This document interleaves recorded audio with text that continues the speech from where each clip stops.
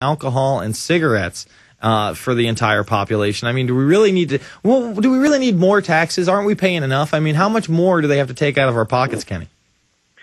Well, as much as they can get, I think. But, I'm sure that's the philosophy. Yeah, well, so Sims goes to Seattle, though, and now one of the people who took over at Seattle Department of Transportation has reintroduced the idea.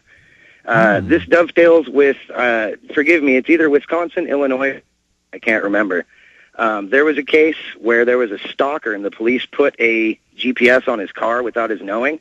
He challenged it under amendment, and the appeals court ruled not only we've been covering it. It's Wisconsin, and they just said they ruled that basically the police can put a GPS track and trace you without a warrant, and it's basically against the Fourth Amendment. It's crazy.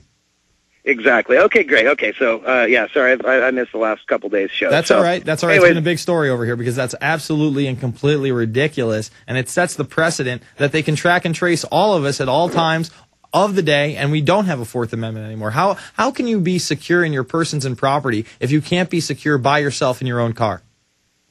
Well, their argument was that the police could be watching you anyway, and so all it is basically leaving a police officer on the street to do something he ought to be doing instead of watching you. So, I don't know how much I buy that, but I have one other quick thing, again, just from a local perspective. Earlier in the show, you had mentioned that there are 2 swine flu deaths supposedly here in the States. Yeah. CDC actually lists 3. Oh, wow. One of them being here in the local Seattle area up in the city of Snohomish. Mm-hmm. And essentially, the funny thing about this is that the family of the person who supposedly died of the swine flu came out the next day and said, no, this was not swine flu. This guy had pre-existing conditions. He was 5'4", 400 pounds. Jeez. And that it was not the swine flu. And this dovetails with an ad campaign lately here in the Seattle area. I don't know if they hired a PR firm or what, but politicians all over the place are saying, must raise taxes or people will die. I am not exaggerating. State Senator Adam Klein has that actually on his door at his office. Well, you know what was very interesting that we also covered in the past couple of days? They actually had the World Congress on Vaccines in Dulles, Washington on April, I think, 20th to like the 27th. It was like a week-long conference just as this thing started to break out. What do you know? All the big vaccine companies and their shareholders and investors are meeting just as this whole swine flu thing breaks out. It just defies logic, man. I mean, how much more in your face does it have to be? And I guess it didn't work because they're saying less than 1 in 3 actually would take this swine flu vaccination, even though Obama wants to make a 3-shot spot mandatory within the next 6 months. We played the clip from the Today Show. It's just total and complete insanity. Kenny, I thank you for the call. Let's jump to Chris in Iowa. Chris, you're on the line. Yes, sir. Jason, I want to talk about what that lady was talking about. I didn't read that article about the TV for mind control, but they've been able to do that since long before they went digital. It's just digital has less power to retransmit back than analog does.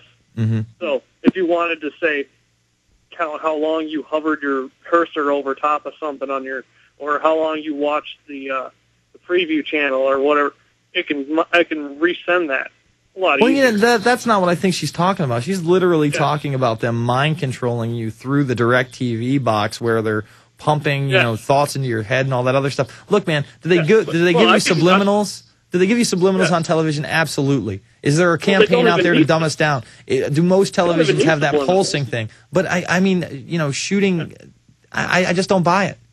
Well, I would say, go get The Deliberate Dumbing Down of America by Charlotte Iserby.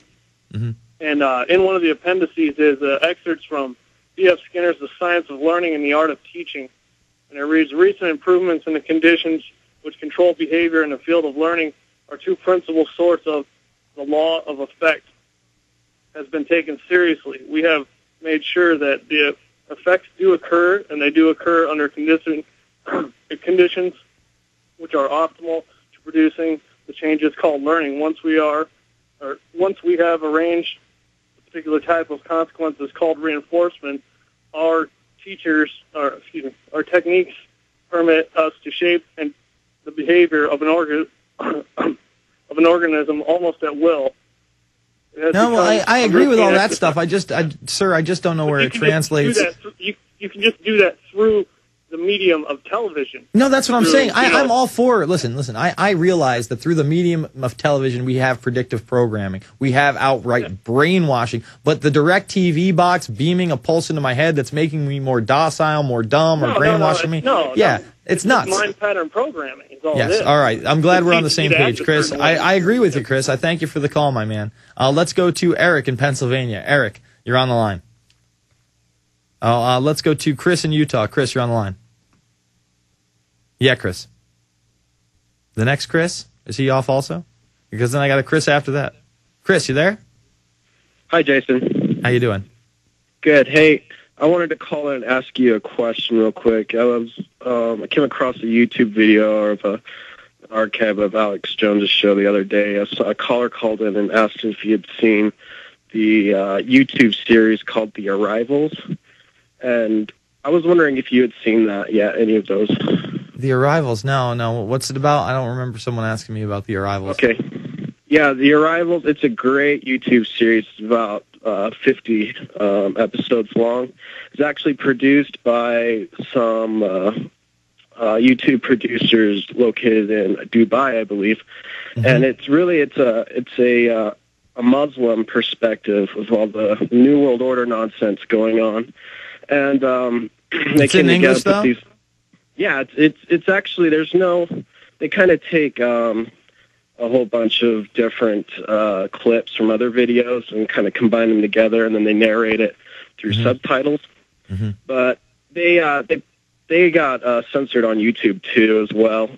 They actually put together a website called wakeupproject.com.